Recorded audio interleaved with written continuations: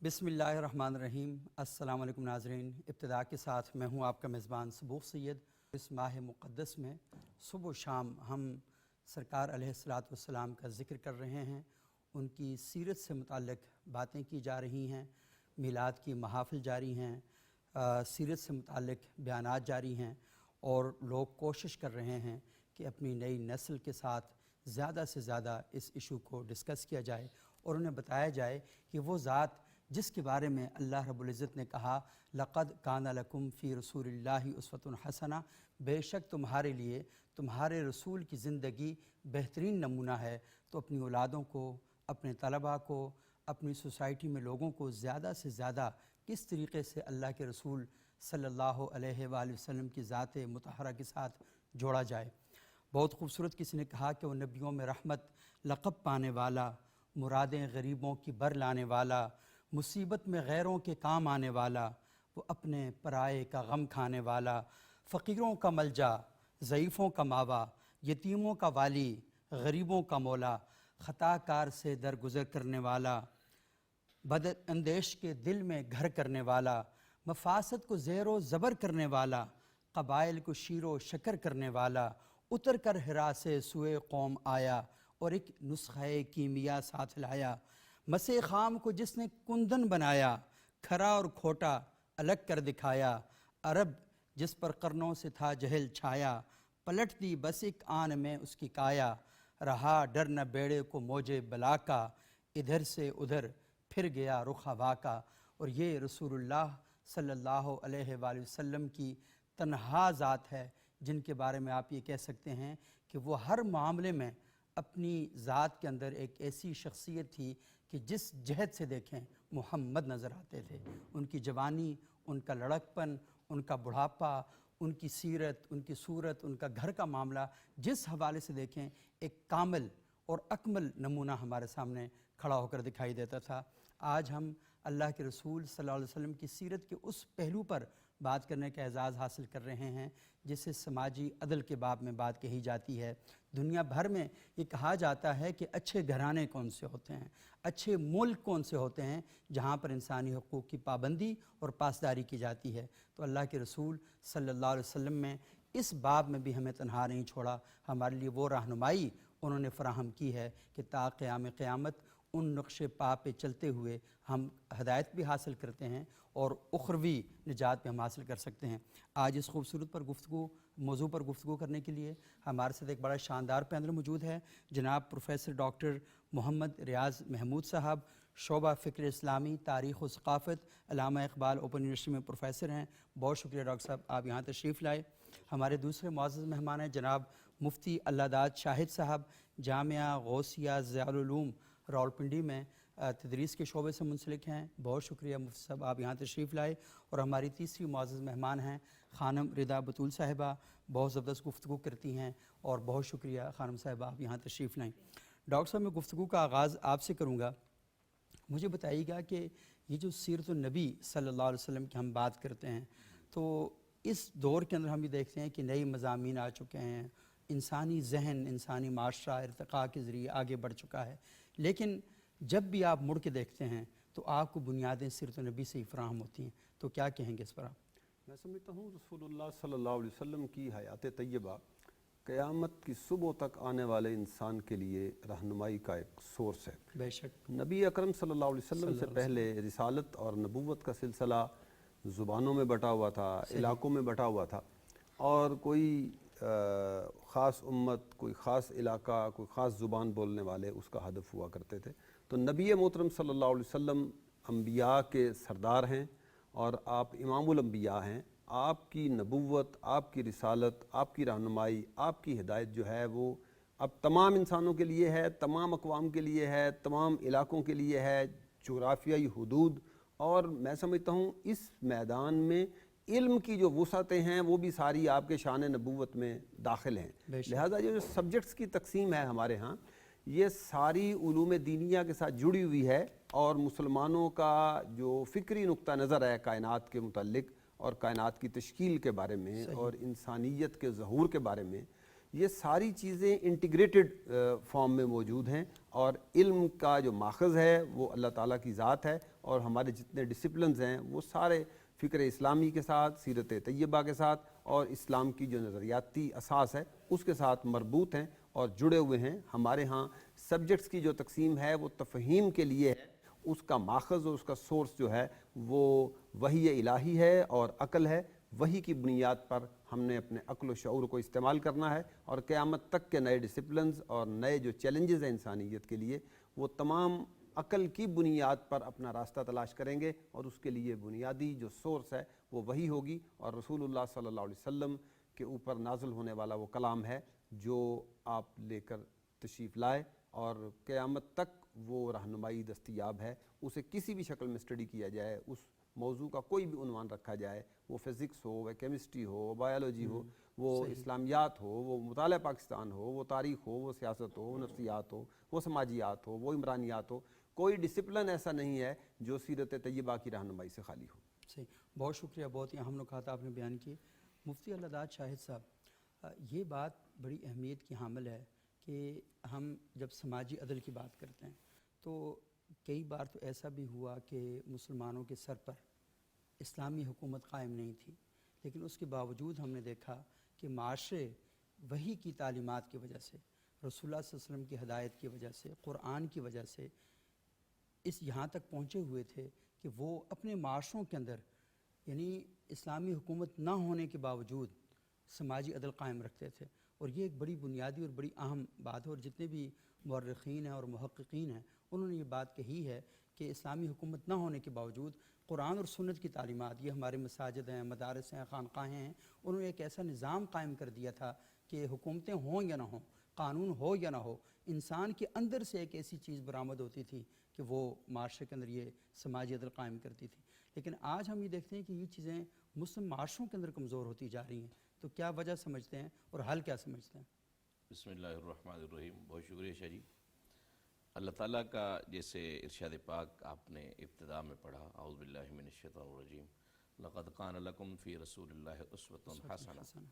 اللہ تعالیٰ نے ہمیں جو جینے کا گر دیا ہے نا، اس کی ایک تصویر بتا دی کہ آپ نے ایسے جینا ہے صحیح، جیسے سرکار جیتے ہیں، واہ، آپ نے ایسے بولنا ہے جیسے سرکار بولتے ہیں، آپ نے اپنے راہ و رسم اسی طرح رکھنے ہیں جیسے سرکار رکھتے ہیں، آپ نے رشتہ داریاں اسی طرح جوڑنی ہے جیسے سرکار جوڑتے ہیں، آپ نے عالمی سلاطین جو دیگر قوموں کے بادشاہ ہیں ان کے ساتھ روابط بھی ایسے رکھنے ہیں جیسے سرکار رکھنے ہیں۔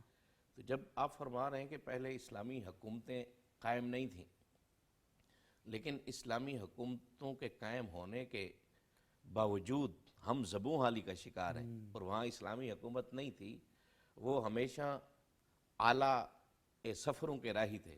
اس کی بنیادی وجہ تھی کہ جو اس قوم کی باغ ڈور سنبھال رہے تھے اس ٹائم، وہ نمونہ رسول تھے۔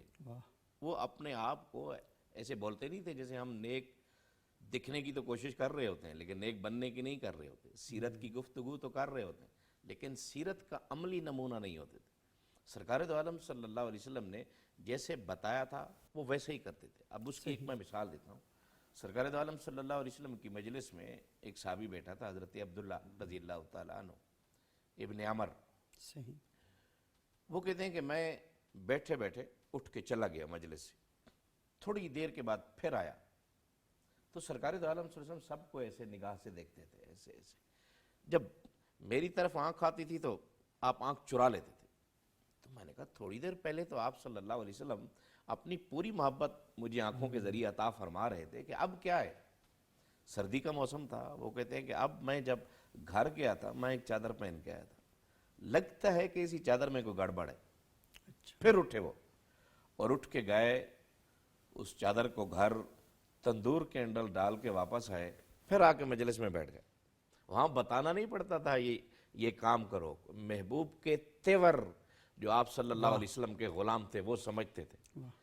تو اس کے بعد سرکار دو عالم صلی اللہ علیہ وسلم جیسے ہی دیکھا تو بڑی محبت کے ساتھ دیکھا، تو اور ساتھ یہ ارشاد بھی فرمایا کہ عبداللہ وہ چادر کدھر ہے؟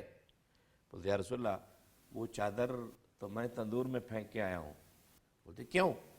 بولتے یا رسول اللہ جو آپ کو اچھی نہیں لگتی وہ یہاں رہے کیوں؟ تو سرکار نے فرمایا کہ وہ عورتوں والا رنگ تھا تو اپنی بیگم کو دے دیتا۔ اب جو ایسی جماعت ہو جو تیور سمجھ رہی ہو آپ صلی اللہ علیہ وسلم کے مزاج شناس ہو، اور اس کے بعد آپ تابعین کے دور کو دیکھ لیں، تبع تابعین کے دور کو دیکھ لیں، پھر سلف صالحین جو ہمارے ایک گزرے ہیں آپ ان کے دور کو دیکھ لیں، سب کی سب جو نمونہ حیات تھا ہر لحاظ میں، فیصلے کے لحاظ سے، عدل کے لحاظ سے، یتیموں کے اوپر دست شفقت رکھنے کے لحاظ سے، اڑوس پڑوس کے لحاظ سے، ہر لحاظ سے نمونہ حضور نبی کریم صلی اللہ علیہ وسلم کی ذات تھی۔ اب مسئلہ یہ ہے کہ ہمارا نمونہ تبدیل ہو گیا ہے، ہم جینا نہیں چاہتے اس طرح، مرنا چاہتے ہیں، جیسے غلامی رسول میں موت ہمیں قبول ہے لیکن زندگی قبول نہیں ہے۔ حالانکہ یہ تو اسلام ہمیں زندگی سکھانے ہے نا بھائی، تمہیں زندگی ایسے جینی چاہیے، لقد کان لکم فی رسول اللہ اسوۃ حسنہ، جیسے سرکار جی رہے ہیں، بے ترتیبی زندگی کو ترتیب دینی ہے آپ نے۔ اب مرنا تو ہم بالکل عین اسلام کے تحت چاہتے ہیں لیکن جینا نہیں چاہتے۔ جس دن اس ملت نے دنیا کے کسی بھی، چاہے وہ مسلم ہو یا غیر مسلم ہو، جس دن بھی اس انسانیت نے سرکار دو عالم صلی اللہ علیہ وسلم کو اپنا آئیڈیل بنا لیا تو اسی دن کامیاب ہو گئے۔ وہ بادشاہ بھی ہو سکتا ہے، وہ قاضی وقت بھی ہو سکتا ہے، وہ سپہ سالار بھی ہو سکتا ہے۔ اب سرکار دو عالم صلی اللہ علیہ وسلم کی جس جیسے جیسے ڈاکٹر صاحب کہہ رہے تھے، ایز اے قاضی مثال دیں گے تو وہ نور علی نور ہوگی، ایز اے سپہ سالار دیکھیں گے وہ بھی نور علی نور ہوگا، ایز اے شوہر دیکھیں گے، جس لحاظ سے دیکھیں گے۔ تو سرکار دو عالم صلی اللہ علیہ وسلم کی ذات کے ساتھ جس دن انسان جڑ گئے اسی دن کامیابی ہوگی۔ اور اس میں کمال یہ ہے اور اعجاز یہ ہے کہ عموماً جو قانون بنائے جاتے ہیں وہ پورے ملک کے لیے، اکثریت کے لیے بنائے جاتے ہیں۔ رسول اللہ صلی اللہ علیہ وسلم جو دستور دے کر گئے، وہ ایک فرد عمل کرے گا تو اس کی زندگی اور آخرت میں نجات ہے، معاشرہ کرے گا، ملک کرے گا، تو یعنی وہ سب کے لیے وہ ایک ہی قانون ہے جو فرد سے لے کر ریاست تک، سب کے لیے دنیا تک ایسے ہی جاتا ہے۔ اچھا خانم صاحبہ، میں کیونکہ سماجی عدل کے حوالے سے ہم بات کر رہے ہیں اور ہم یہ دیکھتے ہیں کہ رسول اللہ کے دور سے پہلے بھی، رسول اللہ کے دور کے بعد بھی بہت سے ایسے علاقے ہیں کہ جہاں پر عورتوں کے حقوق جو ہیں وہ بالکل پامال کیے جا رہے ہیں۔ اور رسول اللہ صلی اللہ علیہ وسلم کے دور کے اندر تو ایک قبیلے کا یہ واقعہ بھی بڑا مشہور ہے کہ وہاں پر عورتوں کو درگور کر دیا جائے۔ سب پورے عرب میں نہیں تھا، ہمارے ہاں بڑی غلط فہمی یہ پائی جاتی ہے، کچھ افراد تھے وہ یہ کر رہے تھے۔ لیکن یہ بات بڑی اہم ہے کہ آج بھی ہم دیکھ رہے ہیں کہ ایسے ممالک ہیں اسلام کا نام لے کر خواتین کی تعلیم پر پابندیاں لگا رہے ہیں۔ آج بھی ہم دیکھ رہے ہیں کہ عورتوں کو وراثت میں ان کے حقوق نہیں دیے جا رہے، اور اپنی قبائلی، یعنی وہی لوگ ہیں جو مذہب کے بارے میں بہت شدت پسندی کا مظاہرہ کریں گے، چھوٹی چھوٹی جو باتیں ہیں جو شاید اتنی اہمیت بھی نہیں رکھتی، ان کو سنت قرار دے کر پورے معاشرے کے اندر ان کو مسلط کرنے کی اور بڑی فکر مندی کا اظہار کیا جا رہا ہے۔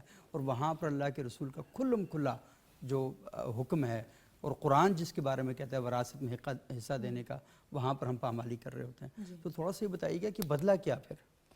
اعوذ باللہ من الشیطان الرجیم، بسم اللہ الرحمن الرحیم۔ سبق صاحب بہت خوبصورت سوال ہے آپ کا۔ میں سوچ رہی تھی کہ میرے پہ کون سا ایسا سوال آئے گا، اور وہ میرا پسندیدہ آپ نے ایک سوال کیا کہ دور جاہلیت میں ایک خاتون کا کوئی مقام نہیں تھا، چاہے اس کو زندہ درگور کیا جاتا ہے یا نہیں، عزت کی نگاہ سے نہیں دیکھا جاتا تھا نا۔ یہ بھی تھا، رسول خدا صلی اللہ علیہ وسلم کو خود طعنہ و تشنے سے سرشار کیا جاتا تھا کہ رسول اللہ کی اولاد نہیں ہے اور بیٹی ہو گئی، اب نسل کیسے چلے گی۔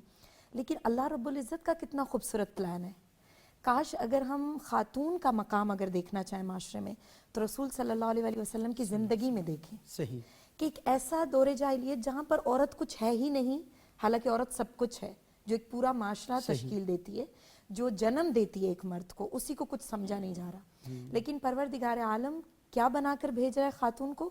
کوثر بنا کر بھیج رہا ہے۔ واہ، ہاں، اے رسول خدا، اے میرے حبیب، اے میرے طٰہٰ، میرے یاسین، آپ کیوں پریشان ہوتے ہیں؟ اِنَّا أَعْطَيْنَاكَ الْكَوْثَرَ، ہم آپ کو ایک ایسا خیر کثیر عطا کریں گے کہ جو دنیا والوں کو دکھائی دے گا۔ اور پروردگار عالم نے جناب فاطمہ الزہرا سلام اللہ علیہ جیسی ہستی کو بھیجا، اور پھر کیسا مقام ہے بی بی کا کہ پروردگار عالم نے صرف بیٹی نہیں دی بلکہ نسل بھی اسی سے چلائی۔ آپ قرآن کی آیت دیکھیں، سورہ آیت مباہلہ جو ہے، ندعو ابناءنا و ابناءکم وانفسنا وانفسکم، نجران کے ساتھ جب مباہلہ ہوا تو کیا کہا گیا کہ اے رسول خدا، اگر آپ سچے ہیں تو کل اپنے بیٹوں کو لائیے، ہم اپنے نفسوں کو لائیں گے، ٹھیک ہے؟ تو رسول خدا کس کو لے کر گئے؟ ہاں، اپنی بیٹی کے فرزندوں کو لے کر گئے. صحیح. تو پتہ یہ چلتا ہے کہ جب تک معاشرہ سیرت النبی، یہ ماشاءاللہ ربیع الاول کے جو پروگرامز میں اور آپ کرتے رہتے ہیں، کیا مقصد ہے؟ تاکہ جو وہ ایک ہستی میرے اور آپ کے درمیان ابھی بھی موجود ہے. صحیح. رسول خدا صرف نام کے طور پر رخصت ہوئے ہیں، ان کی سیرت زندہ ہے، قرآن جیسا خوبصورت کلام زندہ ہے، ان کی اخلاقیات کی پہلو زندہ ہیں. جب ہم ذات پروردگار پر دیکھتے ہیں، نگاہ کرتے ہیں اور وجود پروردگار پہ نگاہ کرتے ہیں، تو ہمیں نظر آتا ہے کہ پروردگار کا سب سے زندہ معجزہ قرآن کے بعد خاتم المرسلین محمد مصطفیٰ ہے، کہ جنہوں نے بتایا کہ ایک عورت کیسی ہونی چاہیے، ایک بیٹی کیسی ہونی چاہیے. اور معاشرے میں مجھے یہ لگتا ہے، ناظرین کو بھی میں اکثر یہ کہتی ہوں، خواتین کو بھی یہ کہتی ہوں، اگر آپ کو عزت اور مقام چاہیے نا تو اپنی ذات کو بہت بلند کریں. صحیح. کہ کوئی مجبور ہو جائے آپ کی عزت کرنے پہ. اکثر ہمارے گاؤں کی بچیاں ہم تو جبر سے عزت کرواتے ہیں. ہاں، ہم جبر سے عزت کروا رہے ہیں. آپ کا اخلاق بولے، آپ کا کردار بولے، آپ کا حجاب بولے کہ کسی مرد کی جرت نہ ہو کہ وہ آپ سے بدتمیزی کر سکے. صحیح. مسئلہ کیا ہے؟ آج کل ہماری خواتین کو ہی نہیں پتا کہ ان کی لمٹس کیا ہیں. جب ہم لمٹس اور آزادی اور دین کی بات کرتے ہیں نا تو ہماری بچیاں سمجھتی ہیں نہیں دکیا نوسی حجاب کر کے بیٹھ جاؤ. نہیں عزیزان محترم، پروردگار عالم نے سورہ نساء میں کہا ہے کہ لوگو اللہ سے ڈرو. سورہ نساء کی آیت نمبر 1 کہ میں نے تمہیں ایک مرد اور ایک عورت سے پیدا کیا. پروردگار عالم چاہتا تو کہتا مرد کی فضیلت ہے، عورت کی فضیلت نہیں ہے. ایک مرد، جہاں پر لفظ واحد مرد کے لیے وہاں پہ عورت کے لیے بھی ہے. اور پھر آیت کا اینڈ کس پہ ہو رہا ہے کہ تم ہمیشہ یاد رکھو کسی عربی کو اجمی پر اور کسی اجمی کو عربی پہ فضیلت نہیں ہے سوائے تقوی کی بنیاد پہ. نہ مرد عورت سے مقام میں افضل ہے، نہ عورت مرد سے. تقوی جس میں زیادہ ہوگا.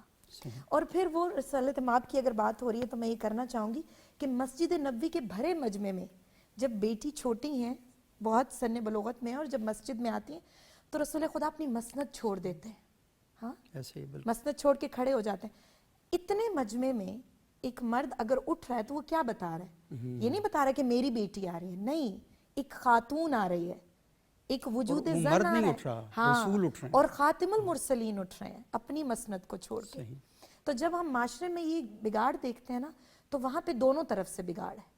مرد اگر خاتون کی عزت نہیں کر رہا، اس میں خاتون کا بھی اشتباہ ہے. ہم صرف مرد کو غلط نہیں کہہ سکتے. میں بھی جب کوئی خوبصورت کھلا ہوا پھول ہمیں نظر آتا ہے نا سبک صاحب، تو ہمارا دل نہیں چاہتا کہ ہم اس کو نوچیں. ایسا ہی ہے. صحیح بالکل. ایک رحم کی گھڑی آ جاتی ہے، نہیں چھوڑ دو.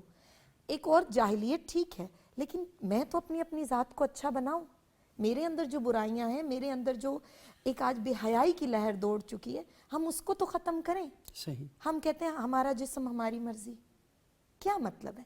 پروردگار عالم تو کہتا ہے کہ تم ایک ایسے سپی کی مانند ہو جس میں ایک گوہر نایاب وجود میں آتا ہے. خاتون کے لیے پروردگار کہتا ہے، حدیث قدسی ہے، جس کو 700 سال لگتے ہیں سمندر کی تہوں میں بننے میں، اور اے زن تو اس موتی کی مانند ہے.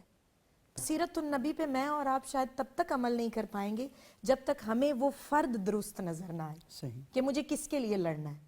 جب ہم عورت کے حقوق کے لیے نکلتے ہیں نا باہر، تو ہمیں وہ خواتین نظر نہیں آتی کہ جس کے لیے ہمیں لڑنا چاہیے.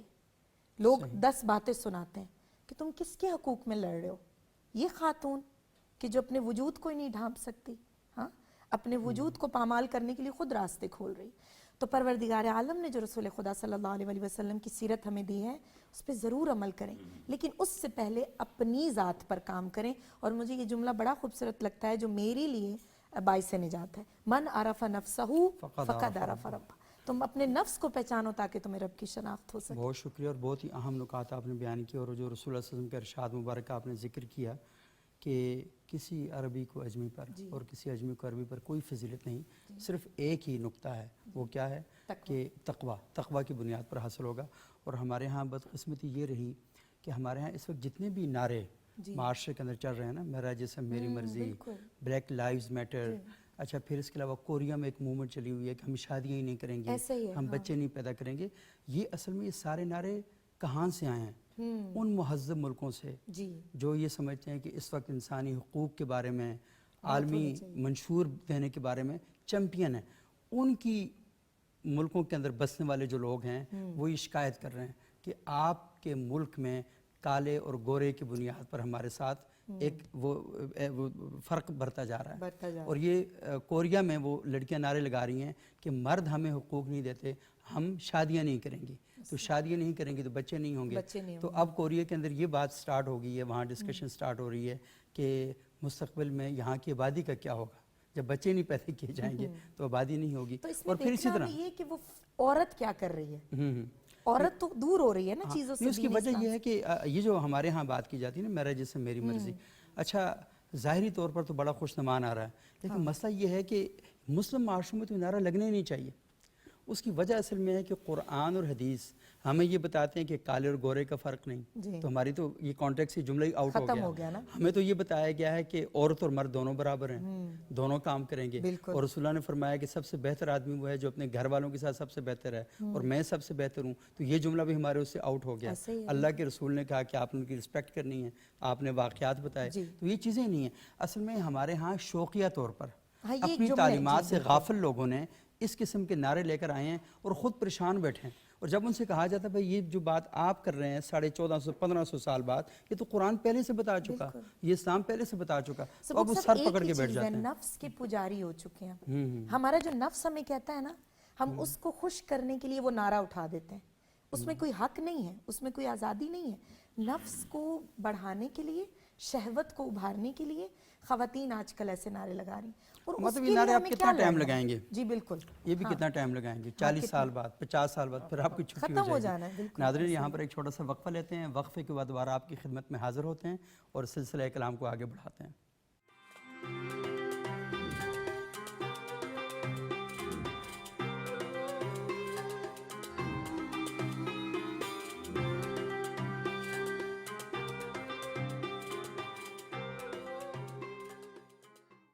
ناظرین وقفے کے بعد ایک بار پھر پروگرام ابتدا میں خوش آمدید. آج ہم گفتگو کر رہے ہیں اللہ کے رسول کی سیرت کیا ہے اور اس کی روشنی میں ہم اپنے معاشروں کے اندر, اپنے سماج میں عدل کا نظام کیسے قائم کر سکتے ہیں. اور ہمارے پینلسٹ بہت ہی زبردست گفتگو کر رہے ہیں. میں ڈاکٹر ریاض محمود صاحب آپ سے یہ جاننا چاہوں گا کہ وقفے سے پہلے ہم خواتین کے حقوق سے متعلق گفتگو کر رہے تھے. یہ جو ہمارے معاشروں کے اندر محروم طبقات ہیں اور یہ جو مارجنلائز کمیونٹیز ہیں, ہم جنہیں مائنارٹیز کہتے ہیں, یہ جو طبقات ہیں یہاں پہ, تو ان کے بھی تو کچھ حقوق ہیں نا. اور ہم یہ دیکھ رہے ہیں کہ اسلامی ملک میں, اسلامی نظام کے علمبرداروں کی موجودگی میں ان طبقات کی, ان کے حقوق کی پامالی ہو رہی ہے. تو مجھے تھوڑا سا بتائیں کہ اللہ کے رسول صلی اللہ علیہ وسلم کی کیا تعلیمات ہیں یہ جو مارجنلائز کمیونٹیز ہیں ان کے بارے میں؟ بہت اہم سوال ہے اور آج کے دور میں اس کی بہت زیادہ اہمیت ہے کہ اس کو سمجھا جائے اور ہم پاکستانی سماج کو ایک ایسا سماج بنائیں جو رسول اللہ صلی اللہ علیہ وسلم کی سیرت طیبہ سے ہم آہنگ ہو. اگر ہم رسول اللہ صلی اللہ علیہ وسلم کے مزاج کو سمجھیں کہ غیر مسلموں کے ساتھ کس طرح ڈیل کرنا چاہیے, دوسرے مذاہب کے لوگوں کے ساتھ کیا برتاؤ ہونا چاہیے, تو اس میں بہترین مثال میثاق مدینہ کی ہے کہ رسول اللہ صلی اللہ علیہ وسلم مدینہ میں تشریف لاتے ہیں اور یہودیوں کے ساتھ ایک لیگل, ایک ڈاکومنٹری ڈیل کرتے ہیں. دنیا کا پہلا تحریری مسودہ ہے جو دو قوموں کے درمیان طے پایا. اب آپ صلح حدیبیہ پہ آ جائیں. صلح حدیبیہ میں جو امن کی ضمانت لی جا رہی ہے دونوں اقوام سے, وہ ایک فریق مسلمان ہے اور دوسرا فریق مشرک ہے. جو خطوط لکھے جا رہے ہیں رسول اللہ صلی اللہ علیہ وسلم کی طرف سے, وہ خطوط پیغمبر آخر الزمان لکھ رہے ہیں اور لکھے جا رہے ہیں ان شخصیات کو جو حالت کفر میں ہیں, جو آپ کی رسالت و نبوت پہ ابھی ایمان نہیں لائے. نبی صلی اللہ علیہ وسلم نے اپنی ذاتی زندگی میں اگر ہم دیکھیں تو وہاں بھی سماجی میدان میں اس بات کی تفریق نہیں کی کہ میں کیسے معاملات کو ڈیل کروں گا. آپ نے غیر مسلموں کے ساتھ تجارتی تعلقات قائم کیے. رسول اللہ صلی اللہ علیہ وسلم کا جب وصال مبارک ہوا, اس وقت حجرہ عائشہ میں جو واحد چراغ جل رہا تھا وہ ایک ہمسائے یہودی کے گھر سے عاریت کے طور پہ لائے ہوئے تیل سے جل رہا تھا. اچھا, نبی صلی اللہ علیہ وسلم نے سماجی زندگی میں کبھی اس بات کا فرق نہیں کیا کہ یہ سماجی دائرہ اور ہے اور مذہبی دائرہ. مذہب اور سماج فلی انٹیگریٹڈ ہیں. صحیح. مذہب کا وہ مفہوم ہی نہیں ہے جو آج ہمارے ہاں رائج ہو چکا. مذہب تو رحمت سکھاتا ہے, مذہب تو عدل سکھاتا ہے، مذہب تو اعتدال سکھاتا ہے، مذہب تو انسان دوستی اور انسانیت کا احترام سکھاتا ہے۔ رسول اللہ صلی اللہ علیہ وسلم کے پاس ایک مسیحی ڈاکٹر آیا، ایک طبیب آیا کہ میں مدینہ کے لوگوں کا علاج کرنا چاہتا ہوں، میں پروفیشنلی ڈاکٹر ہوں۔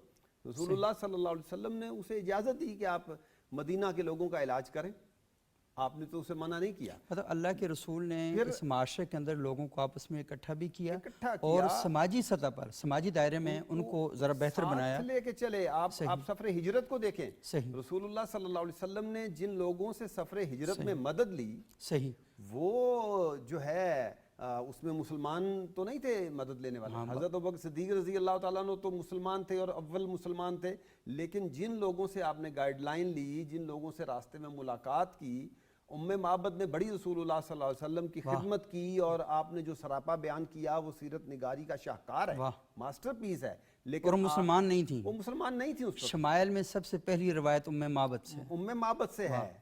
ہم آج تک سیرت اور سراپا پاک کو وہاں سے سمجھتے ہیں۔ صحیح نبی صلی اللہ علیہ وسلم کا حلیہ مبارک جس شخصیت نے پہلی دفعہ بیان کیا وہ غیر مسلمان نہیں تھی، اور یہ بھی کہا جا سکتا ہے کہ وہ انتہائی دیانتدار تھی، انتہائی کہ دیانتدار جو کچھ انہوں نے بیان کیا آج تک ہماری تاریخی کتابوں میں۔ میں مفتی صاحب سے ایک چھوٹی سی بات کروں گا، پھر اس کے بعد میں دوبارہ آپ کی طرف آتا ہوں۔ مفتی صاحب مجھے یہ بتائیے گا کہ ہم جس سوسائٹی کے اندر رہ رہے ہیں، ہم یہ دیکھ رہے ہیں کہ پاکستان کو بعض اوقات ہم ذرا بہت مایوسی کے ساتھ ذکر کرتے ہیں، لیکن اللہ کا لاکھ لاکھ شکر ہے کہ یہ ملک غریب ہونے کے باوجود دنیا میں جو بڑے ممالک ہیں چیریٹی کے حوالے سے پاکستان کا شمار ان ملکوں میں ہوتا ہے۔ دنیا کی سب سے بڑی فری ایمبولینس سروس اس ملک میں چل رہی ہے۔ اچھا، اس کے علاوہ یتیم بچوں کے لیے بہت بڑے ادارے یہاں پر موجود ہیں۔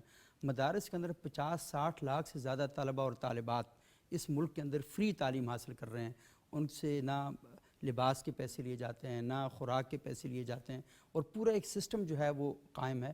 اور اس سارے سسٹم کی بنیادوں میں ایک ہی ذات پیچھے کھڑی ہے، وہ رسول اللہ صلی اللہ علیہ وسلم کی ذات ہے، اور یہی سوچ کے سارا کام کرتے ہیں کہ ہمارے اس کام سے اللہ کے رسول خوش ہوں گے، اور روز حشر اس کام کا جزا اللہ تعالیٰ ہمیں اس کی ہمیں جزا دیں گے اور ہم کامیاب ہوں گے۔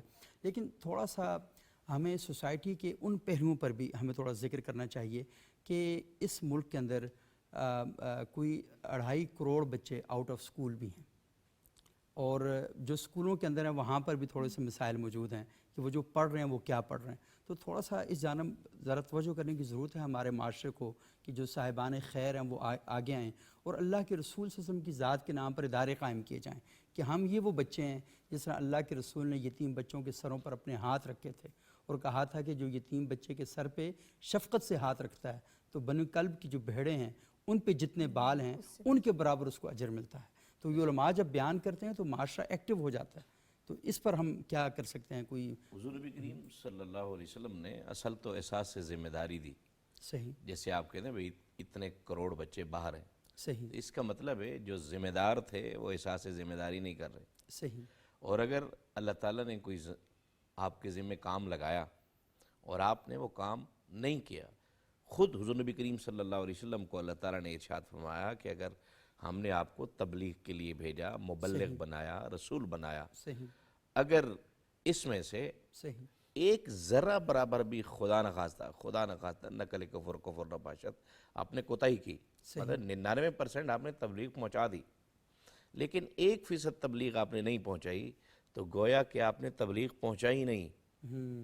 جب میری ذمہ داری ہوگی ایز اے حاکم، ایز اے استاد، ایز اے باپ کہ اتنے بچے کیوں باہر پھر رہے ہیں، سب سے پہلا جو سوال ہوگا حاکم وقت سے ہوگا۔ صحیح، سرکار دو عالم صلی اللہ علیہ وسلم کا ارشاد پاک ہے صحیح، کہ جس بندے کو اللہ تعالیٰ نے 10 بندوں کے اوپر حاکم بنایا، ٹھیک، کیونکہ حاکم بھی تو سرکار دو عالم صلی اللہ علیہ وسلم سے سیکھ کے ہے، جیسے ہمارے خلفائے راشدین ہیں، 10 بندوں کو حاکم بنایا اور 10 میں سے 9 بندوں نے کہا کہ ہم خوش ہیں اس کی حاکمیت سے، اور ایک نے کہا کہ اس نے میرے ساتھ زیادتی کی، وہ نہیں کیا جو خود کرتا تھا۔ تو سرکار دو عالم صلی اللہ علیہ وسلم ارشاد فرماتے ہیں کہ جہنم کا ایک اسپیشل گڑھا ہوگا، ایک خصوصی وادی ہوگی جس کے اندر اس کو ڈال دیا جائے گا۔ صحیح، اب ایک ایسا بندہ جس کے ذمہ ہے معاشرے کے ہر بچے کو تعلیم دینا، وہ اپنے بچوں کی طرف تو توجہ دے رہے لیکن معاشرے کے اتنے بچے باہر ہیں وہ ٹس سے بس بھی نہیں ہوتا۔ صحیح، جیسے آپ نے یتیموں کا کہا، فری ایمبولینس کہا، آقا دو عالم صلی اللہ علیہ وسلم نے سخاوت تو ایسے سمجھے گھول گھول کے پلائی تھی نا. اب ایسے فرد جو غربت کی زندگی گزارتے ہیں، مکی جو اسلام ہے انتہائی سخت ترین اسلام، قرآن کا بیشتر حصہ مکہ میں نازل ہوا اور کم سے کم غالباً 83 لوگ مسلمان ہوئے 13 سالوں میں. اور وہاں جب بھی کوئی مسئلہ جس غلام کے اوپر ظلم و ستم ہوتا ہے، سرکار فرماتے ہیں کوئی ہے جو اس کو خرید لے. وہاں تو ایک ایک روپے کی ضرورت تھی، وہاں تو سوشل بیکارڈ چل رہا تھا. تو سرکار دو عالم صلی اللہ علیہ وسلم کے کتنے غلام تھے؟ حضرت بکر صدیق رضی اللہ تعالیٰ عنہ غلام خریدا اور آزاد کر دیا. دوست کہتے تھے کیوں خرید رہے ہو، یہ تو آپ کے اوپر کوئی احسان نہیں کریں گے. بولتے حبیب کہہ رہے ہیں تو پھر خریدنا بھی ہے. اس لیے کہ ہم نے تو زندگی اب اپنی مرضیوں کے مطابق نہیں جینی، جو یہاں سے لاہ عمل آئے گا ویسے جین، بولیں گے بھی ویسے، کریں گے بھی ویسے. تو سخاوت تو اس قوم کے اندر کوٹ کوٹ کے بھری ہوئی ہے. سرکار کا پھر ایک اور ارشاد پاک، سخی ہو اگرچہ فاسق فاجر ہو پھر بھی وہ اللہ کا دوست ہوتا ہے. کیونکہ جو مالی عبادتیں ہیں نا، مالی عبادتیں کبھی کبھار وہ بدنی عبادت سے زیادہ اللہ کے قریب کر دیتی ہیں. جو غریب اصحاب کرام تھے، لوگ تو وہاں اعلان ایسے نہیں ہوتا تھا جیسے ہم لوگ چندے کا اعلان کرتے ہیں. لوگ مفتی صاحب یہ نہ ہو تصور کو لے کر یہ جو ڈاکو ہیں وہ کہیں کہ ہم سخاوت بھی کرتے ہیں اور ساتھ یہ نہ ہو کہ وہ سے اپنی نتائج برآمد کرنا شروع کر دیں. لیکن سیرت طیبہ کا کچھ نہ کچھ پہلو تو ہو نا. فسق اور فجور میں کیا چیزیں آتی ہیں کہ مثال کو کوئی نماز نہیں پڑھتا مطلب یا فرائض تھوڑا سا کو نہیں چھوڑ رہا ہو، مطلب فسق و فجور سے مطلب ہے حالانکہ یہ نا کہ وہ عوامی حقوق پر ڈاکے مار رہا ہو تو وہ وہ اس میں شامل نہیں ہوتا. نا مطلب ہے کہ فرائض نہ چھوڑتا ہو. اب ڈاکہ مارنا فرض تو نہیں ہے. ایک سکول میں ٹیچر ہے، وہ سکول میں جائے ہی نہیں اور جائے نہیں رہا، پیسے دے دیتا ہوں. اس نے بھائی جان آگے رکھا ہوتا ہے بندہ، وہ اس کی حاضری لگا رہا ہوتا ہے. یہ فراڈ ایسا بندہ نہیں بخشا جائے گا. نا کیسے وہ تو احساس ذمہ داری نہیں. جیسے میں نے آپ کو پہلی روایت سنائی کہ اگر 1% بھی آپ نے احساس ذمہ داری کے اندر کوتاہی کی، بادس خدا بزرگ تو قصہ مختصر. اگر اللہ کے حبیب صلی اللہ علیہ وسلم کو اتنا بڑا سخت جملہ اللہ تعالیٰ ارشاد فرما رہا ہے، اگر میں استاد ہوں اور میں کلاس روم میں بیٹھتا ہوں، میں پڑھاتا نہیں ہوں، میں تنخواہ پوری لے رہا ہوں، یا میں اسکول جاتا ہی نہیں ہوں، ادھر بارو بار سے تنخواہ میری آ رہی ہے، تو مجھ سے تو قیامت کے دن سوال حرام کھا رہا ہے. سیدھی سی بات، بالکل حرام ہے، بالکل حرام. اور حرام کا ایک ایک نوالا خود اس نے جواب نہیں دینا، وہ تو نسلوں کے اندر حرام منتقل کر رہا ہے. جو ہم کہتے ہیں روشن مستقبل کے لیے سب کچھ کر رہا ہوں. کن بچوں کے لیے کر رہے ہوتے ہیں؟ جن بچوں کو اللہ نے پیدا کیا، روزی اللہ تعالیٰ دے گا. تاریخوں کا سامان کر کے وہ روشن مستقبل کی باتیں کر رہا ہے. روشن مستقبل کے لیے جا رہے ہیں. ایسے ہی نا کہ وہ کیا نفرتوں کے چراغ چلا کر محبتوں کی کتاب لکھنا، یہ تو وہ والی بات ہوگی. ایسا ہی ہے. تو بہت شکریہ صاحب، بڑی اہم بات آپ نے کی. اچھا خانم صاحبہ، میں تھوڑا سا آپ سے جاننا چاہوں گا کہ یہ جو ہم بات کر رہے ہیں کہ جو ہمارے محروم طبقات ہیں ہمارے معاشرے کے اندر، تو بنیادی بات یہ ہے کہ قرآن و سنت کے اندر تو تعلیمات موجود ہیں. ہمارے ہاں منبر و محراب کے ذریعے بھی ربیع الاول کے ماہ مبارک میں اور باقی بھی پورا سال علماء جب بھی گفتگو کرتے ہیں تو اس طرح کی چیزیں بیان کرتے ہیں. لیکن ایک جو ایشو مجھے دکھائی دیتا ہے وہ یہ ہے کہ وہ عصر حاضر کو اور رسول اللہ کی تعلیمات کو، ان کو کہیں آپس میں ان کی تطبیق نہیں کر پاتے یا ان کو مکس کر کے بیان نہیں کر پاتے، تو لوگوں کو سمجھ نہیں آتی. یعنی روزانہ اخبار کے اندر یہ واقعات آتے ہیں، پسند کی شادی کرنے پر لڑکی کو قتل کر دیا، چولہا جلا کر بہو کو مار دیا، اس طرح کے واقعات ہمارے سامنے آتے ہیں. لیکن ہم ان واقعات کو صرف نظر کرتے ہوئے آگے گزر جاتے ہیں. تو ہمیں چاہیے کہ اس واقعے کو اپنے کلاس روم کا موضوع بنائیں، ٹی وی چینل اس کو اپنے پروگرام کا موضوع بنائیں، علماء اس کو منبر و محراب جمعے کے روز خطبے کا موضوع بنائیں. اگر آپ یہ نہیں بنائیں گے تو پھر اس کا مطلب ہے کہ آپ وہ یہ ہے کہ عمل سے فارغ ہوا مسلمان بنا کے تقدیر کا بہانہ، تو یہ بڑی صورتحال ہم کریں گے. تو یہ تھوڑا سا بتائیں کہ منبر و محراب کو کیا رسپانسبلٹی کرنی چاہیے؟ سبق صاحب، منبر و محراب کی نا سب سے پہلی جو ایک رسپانسبلٹی ہے خوف پروردگار. واہ، بے شک بے شک. لوگوں کو بتائیں کہ جب خوف پروردگار ہوتا ہے نا، خواتین اور اپنی بہنوں کے لیے ایک جملہ کہتی ہوں کہ جب آپ کسی ہم سفر کا چناؤ کریں، تو کسی نے پوچھا جناب فاطمہ زہرا سلام اللہ علیہ سے کہ جب مجھے کسی ہم سفر کا چناؤ کرنا ہے تو اس میں کون سی کوالٹی دیکھوں؟ تو جناب زہرا سلام اللہ علیہ نے کہا کہ اس میں دیکھو کہ اس میں خوف خدا کتنا ہے. صحیح. جب ہم رب کا خوف رکھتے ہیں نا کہ میرا رب مجھ پہ حاضر و ناظر ہے، باتیں ساری ختم ہو گئی. پھر تو آپ کی لائف میں عدل و انصاف بھی ہے، آپ حقوق اللہ حقوق العباد کی پامالی سے بھی ڈریں گے. واقعی صاحب نے ایک جملہ کہا نا ابھی کہ فسق و فجور بھی ہو جو بھی ہے، لیکن رسول خدا کی حدیث بڑی سخت ہے. انہوں نے کہا کہ جو یتیموں پر شفقت کا ہاتھ رکھتا ہے وہ حشر کے میدان میں میرے ساتھ ایسے ہوگا. لیکن اگلی حدیث کا جملہ جو بڑا خوبصورت ہے، لیکن یہ کہ وہ اپنے معاملات میں کوتاہی نہ کرتا ہو. صحیح. یہ نہ ہو کہ میرا مال جو ہے وہ میں بہا رہی ہوں، بے شک میرے پاس جتنا بھی ہے، لیکن نہ میں نماز میں ثابت قدم ہوں، نہ میں حجاب میں ثابت قدم ہوں، نہ کردار میں ثابت قدم ہوں، نہ دنیا کے معاملات میں ثابت قدم ہوں، بد اخلاق ہوں، تو میرا وہ اعمال ضائع ہو گئے نا۔ کہا نا تمہاری 2 رکعت نماز 70,000 رکعت سے افضل ہے۔ کون سی 2 رکعت نماز؟ جس میں خوف خدا ہو، جس میں حلال رزق کا لقمہ شامل ہو، جس میں کسی کے حقوق کی پامالی شامل نہ ہو، وہ 2 رکعت نماز بھی پروردگار کو کافی ہے 1000 سجدوں سے بڑھ کر۔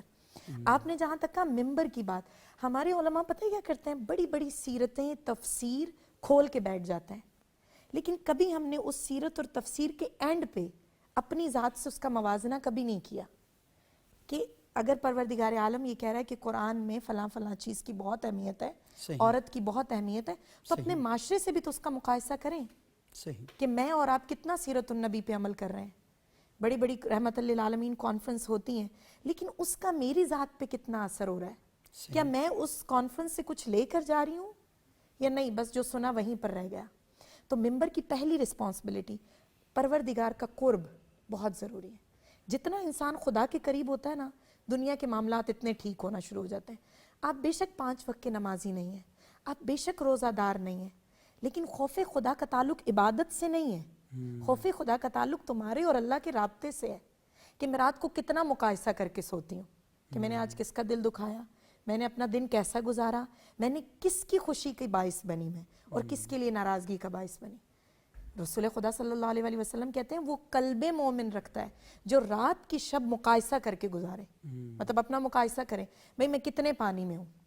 ایک خاتون کو بھی یہی سوچنا ہے، حساب کتاب کریں، لوگوں کو کیا مقایسہ کا مطلب ہے؟ مقایسہ حساب کتاب کر لیں، حساب کتاب وہ پرشین میں تھوڑے سے لفظ آ جاتے ہیں۔ اپنا مقایسہ مطلب حساب کتاب، محاسبہ کریں کیا کر سکتا ہے انسان زندگی میں۔ اب جہاں تک ممبر و محراب کی آپ نے بات کی، تو اس میں سے پہلی رسپانسبلٹی بھی یہ ہے خاتون کو زندگی میں رہنے کے اصول بتائے جائیں۔ صحیح۔ ہمارے ممبر و محراب سے بہت ساری بڑی بڑی گفتگو، ابھی جو میں نے لفظ ایسے بڑے بڑے ہم بھاری بھاری لفظ استعمال کرتے ہیں، بیچارے سننے والے کہتے ہیں پتہ نہیں کون سا لفظ استعمال کرتے ہیں، مشکل ہو جاتا ہے ان کے لیے، خواتین تو لیکن جب اچھا بھی ہے، ان کی ویکیبلری میں اضافہ بھی ہو جاتا ہے، اضافہ بھی ہوتا ہے، لیکن خواتین کے لیے بھی بہت ضروری ہے کہ جب آپ ممبر پر آئیں، جیسے میں ممبر پر بیٹھتی ہوں، تو مجھے بھاری بھاری لفظ بولنے سے بہتر ہے کہ میں اس خاتون کی زندگی پہ بات کروں کہ تم نے اپنی زندگی کے اصول کیسے گزارنے ہیں۔ آج جیسے ہم دیکھتے ہیں کہ کسی بہو کو مار دیا گیا، کبھی کبھی میں یہ سوچتی ہوں بہو کو مارنے کی وہ پیک لیول کی حد کب آتی ہے؟ کہتے ہیں نانا ابو بڑی میری پیاری بات کرتے تھے کہ تالی ہمیشہ 2 ہاتھوں سے بجتی ہے۔ ایسی کیا چیز ہے، میں ہمیشہ خواتین کو یہ ایک جملہ کہتی ہوں، ہم میں ایسا کیا ہے کہ لوگ ہائپر ہو جاتے ہیں، لوگ ہم پہ ظلم کرنے لگتے ہیں۔ بے شک جابر ظالم مرد بھی دنیا میں موجود ہیں، لیکن کہیں پر خواتین بھی نظر آتی ہیں ہمیں، ایسے بھی مرد ہیں جو پھولوں کی طرح عورتوں کو رکھتے ہیں، ہاں اتنی عزت دیتے ہیں، اتنا احترام، اور گاؤں کے مرد غیرت کے نام پہ مر مٹتے ہیں کہ اس کی خاتون کو کوئی نہ دیکھے، لیکن کہیں پر ہمیں دوسرا آئینہ بھی نظر آتا ہے۔ تو ہمیں سوچنا ہے ناظرین کہ ایسی کیا چیز ہے جو ہمارے اندر تبدیلی کا باعث بنے۔ وہ ایک چیز ہے قرآن سے قربت، گھر میں رہیں قرآن کی تلاوت سنیں، چاہے آپ کی توجہ ہے یا نہیں، قرآن آپ کے ارد گرد، جناب فاطمہ الزہرا سلام اللہ علیہ فرماتی ہیں، حصار بناتا ہے، صحیح، دنیا کی برائی اور شیطانی طاقتوں کو تم سے دور کرتا ہے۔ سیرت النبی کے لفظ جو میں اور آپ سنتے ہیں وہ میرے لیے حصار کا باعث ہے، صحیح، یہ پروگرام حصار کا باعث ہے۔ کہا جاتا ہے نا کہ وہی لفظ کلام اور لفظ عشق کے محبت محمد مصطفیٰ میں بول سکتا ہے کہ جس پر پروردگار کا کرم ہو۔ صحیح، بالکل، یہ بہت ہی امپورٹنٹ تو بات ہے، بہت اور اہم خصوصاً چیزیں ہیں، جو آپ نے جو پروردگار بات کا کہی نا خوف کہ اور اللہ قربت کا جو خوف ہے جی، وہ سب سے زیادہ اہم ہے، لیکن ہماری بدقسمتی یہ ہے کہ ہم نے عشق اور خوف کو اپنی عصبیتوں کو چمکانے کا ذریعہ بنا دیا۔ ہم یہ چاہتے ہیں کہ ہم عشق کے ذریعے، کیونکہ اللہ کے رسول سے محبت پیدا کی، اب اس محبت کو اپنی طاقت میں بدلنے کی ہم کوششیں کر رہے ہیں۔ تو اور پاکستان کے اندر بھی اور دنیا کے اندر ہم یہ دیکھتے ہیں کہ بہت سے طبقات ہیں بڑا خوبصورت نعرہ لے کر کھڑے ہوتے ہیں، اور جو نتیجہ اس کا ہوتا ہے کہ وہ اپنے آپ کو مضبوط کرنا ہے اس نعرے کے ذریعے۔ بہت ہی اہم باتیں کی۔ ڈاکٹر صاحب وقت تھوڑا سا کم ہے، میں آپ سے گزارش کرنا چاہوں گا، پہلے آپ بہت ہی کچھ بڑے اہم واقعات جو ہیں وہ بیان کر رہے تھے کہ رسول اللہ صلی اللہ علیہ وسلم کی جو سیرت ہے وہ کس طریقے سے ہم تک پہنچی ہے، اور اس میں مسلمانوں سے زیادہ اللہ کے رسول کا سماجی دائروں کے اندر جو دیگر مذاہب کے لوگ تھے ان کے ساتھ کیسا تعلق تھا، ان کے ساتھ ایگریمنٹ ہو رہے ہیں، ان کے ساتھ بات چیت ہو رہی ہے، انہیں خطوط لکھے جا رہے ہیں۔ تو ایک ایسا معاشرہ ہم کیسے قائم کر سکتے ہیں کہ جہاں پر سماجی ہم آہنگی اپنی جگہ پر ہو اور مذہب کے جو معاملات ہیں وہ اپنی جگہ پر ہوں؟ رسول اللہ صلی اللہ علیہ وسلم کی تعلیمات ہمارے لیے ایک ایسی روشنی کا منبع ہیں جو کسی بھی پہلو پر ہمیں جو ہے وہ مایوس نہیں کرتے. صحیح. ہمارا سماجی میدان ہو، سیاسی میدان ہو، معاشی میدان ہو، آئلی میدان ہو، کاروباری معاملات ہوں، صحیح. سروس کے معاملات ہوں، ذاتی زندگی ہو، ادارہ جاتی معاملات ہوں، ریاستی امور ہو اور ریاستوں کے درمیان تعلقات ہوں، صحیح. ہمیں نبی صلی اللہ علیہ وسلم کی رہنمائی جو ہے اس میدان میں ہمیشہ میسر رہی ہے. اس کی بے شمار مثالیں دی جا سکتی ہیں، عہد خلافت راشدہ سے، عہد بنو امیہ سے، بنو عباس سے. ہر دور میں مختلف طبقہ فکر کو مسلمانوں نے اپنے ساتھ رکھا ہے. اس کی مثال آپ سمجھیں کہ عہد بنو امیہ میں جو لوگ سرو کر رہے تھے اسلامک اسٹیٹ کو وہ سارے مسلمان نہیں تھے. اس سے پیچھے دیکھیں عمر فاروق نے جب ایران فتح کیا تو ایران کے سارے لوگ مسلمان تو نہیں ہو گئے تھے. آپ نے وہاں سے لوگوں کو بلایا اور وہاں کا نظام اراضی اڈاپٹ کیا، اور صرف سسٹم اڈاپٹ نہیں کیا بلکہ وہاں سے ماہرین بھی بلائے. صحیح. بنو عباس میں دیکھیں جو بیت الحکمت کا ادارہ ڈیولپ ہوا، جس میں ٹرانسلیشن کا ایک سیکٹر سامنے آیا اور مختلف علوم کو عربی میں ٹرانسلیٹ کیا گیا، تو وہ جو عربی میں ٹرانسلیشن کرنے والے لوگ تھے، ہندی سے ٹرانسلیشن کر رہے تھے، فرانچ سے ٹرانسلیشن کر رہے تھے، انگلش سے ٹرانسلیشن کر رہے تھے، لیٹن سے ٹرانسلیشن کر رہے تھے، اور یہاں ہندی مقامی زبانوں سے ٹرانسلیشن کر رہے تھے، ان کی اکثریت جو ہے وہ غیر مسلموں پر مشتمل تھی. بیت الحکمت کے پہلے 5 پرنسپل جو ہیں وہ کرسچن رہے ہیں. صحیح. اور انہوں نے اسلامک تھاٹ کو اور اس کو اسلامک فنون لطیفہ کو، اسلامی فن تعمیر کو، اسلامک سائنسز کو اور سماجی علوم کو انٹیگریٹ کیا ہے، اور نہ صرف پہلے سے موجود علم کو عربی میں شفٹ کیا اور مسلم تھاٹ کا حصہ بنانے میں وہ معاون رہے، انہوں نے سابقہ علوم کی ایڈیٹنگ بھی کی، ان میں اصلاح بھی کی. لہٰذا مسلمانوں کی جو تعلیمی ترقی ہے وہ ایک انٹیگریٹڈ سٹرگل کا حصہ ہے، اور اسی انٹیگریشن کا سبب یہ ہے کہ ہمارے ہاں مسلم اسپین میں جو علمی ترقی ہوئی اس کے اثرات یورپ پہ پڑے، اور یورپ نے جو روشن تحریک اپنائی ہے اس کی جو اساس ہے وہ مسلمانوں کے تعلیمی ادارے ہیں، جہاں آ کے اہل یورپ نے تحصیل علم کی. یوں مسلمان ایک ایسی تہذیب چاہتے ہیں جس میں تمام انسانی طبقات کی اجتماعی ترقی ہو، ایمان اور عقیدہ اپنا محفوظ رکھا جائے، لیکن سماجیات میں اور عمرانیات میں اس طرح کی ترقی ہو کہ کوئی شخص تعصب کا نشانہ نہ بنے، کوئی شخص ریاست کے جو وسائل ہیں ان سے محرومی کا. اتنی اچھی باتیں آپ کریں، خرابی کہاں سے پیدا ہوئی ہے؟ خرابی یہ ہے کہ ہمارے ہاں سماجی سطح پہ بہت سی غیر ذمہ داریوں کا مظاہرہ کیا گیا ہے. صحیح. ہمارے ہاں اداروں نے، افراد نے وہ رول بھلا دیا ہے جو رسول اللہ صلی اللہ علیہ وسلم نے ریاستوں نے، حکومتوں نے بھی یہ کام کیا، حکومتوں نے اور اداروں نے اس چیز کو اس طرح اپنی گرفت میں نہیں رکھا اور اپنی ذمہ داری کا احساس جو ہے وہ اسے کمزور کیا ہے. اور اگر ہم مسلمانوں کی روایت کو دیکھیں اور خلافت راشدہ کا مطالعہ کریں تو ہمیں یہ انکلوسیو انوائرمنٹ نظر آتا ہے جس میں اجتماعی ترقی ہے اور سماجی مفاد کا تحفظ ہے، اور جو سیاسی وسعت مسلمانوں کو ہوئی وہ اسی انٹیگریشن کے نتیجے میں، سب کو ساتھ لے کر چلنے کے نتیجے میں ہوئی ہے. رسول اللہ صلی اللہ علیہ وسلم کی تعلیمات بنیاد ہیں اور صحابہ کا طرز عمل ہمارے لیے مشعل راہ ہے، اور بنو امیہ اور بنو عباس کے لوگ، مسلم اسپین کے لوگ اور ترکی کے عثمانی خلفاء اور خود بر صغیر کے سلاطین دہلی اور مغل حکمران اس میں، اور اکبر جیسے لوگ اور جہانگیر جیسے لوگ اور اورنگزیب جیسے لوگ ہمارے لیے مشعل راہ ہیں. ان کا کنڈکٹ ہم دیکھ لیں جس نے پوری دنیا میں اسلام کو فروغ دیا ہے. بر صغیر میں جو اسلام پھیلا ہے وہ غیر مسلموں سے تعلقات کے نتیجے میں پھیلا ہے. وہ صوفیاء کی جو محنت تھی، وہ علماء کا جو رابطہ تھا، وہ تمام طبقات سے رابطہ تھا جس کے نتیجے میں ہماری نسلیں یہاں مسلمان ہوئیں اور اسلام یہاں کا ایک بڑا مذہب قرار پایا. اگر ہم مسلم نان مسلم ریلیشن کے سیکٹر کو اگنور کر دیں تو اشاعت اسلام کیسے ہوگی؟ رابطہ ہی کسی کی ہدایت کا ذریعہ ہے. مطلب آپ کمیونیکیشن جیم نہیں کرتے، بالکل اس کو پروموٹ کرتے ہیں تو نتیجے کے طور پر یہ چیزیں ہوتی ہیں. اور سیدنا فاروق اعظم کا بڑا مشہور قول بھی ہے کہ کیا نام ہے، آپ حق اور سچ کہیں پر بھی دیکھیں، یہ مومن کی متاع گم گشتہ ہے، اسے جہاں کہیں دیکھیں وہاں سے آپ پالیں۔ تو مسلمانوں نے کبھی عصبیت کی بنیاد پر یہ فیصلہ نہیں کیا کہ نہیں یہ چیز مغرب والے کر رہے ہیں ہم یہ نہیں کریں گے، یہ چیز فلاں کر رہے ہیں تو ہم نہیں کریں گے۔ انہوں نے دیکھا یہ چیز ٹھیک ہے، اسے قبول کر لیا۔ ہمارے ہاں تہذیبی استفادہ کا کلچر ہے، بالکل یہی ہے۔ اور میں دیکھا کہ مولانا ابو الحسن ندوی صاحب کی ایک کتاب ہے مغرب سے صاف صاف بات، جی بالکل، وہ وہاں پر گئے تو وہاں پر جب انہوں نے کہا اچھا وہ جو برا اس کو چھوڑ دو، خذ ما صفا و دع ما قدر، بالکل جو بہتر ہے لے لو، بہتر ہے اس کو اٹھا لو، اس میں کیا پریشانی کی بات ہے۔ تو بہت بہت شکریہ پروفیسر ڈاکٹر محمد ریاض محمود صاحب، مفتی اللہ داد شاہد صاحب، خانم رضا بطول صاحبہ، آپ تینوں نے بہت ہی اچھی گفتگو کی اور ہمارے ناظرین کی رہنمائی کی۔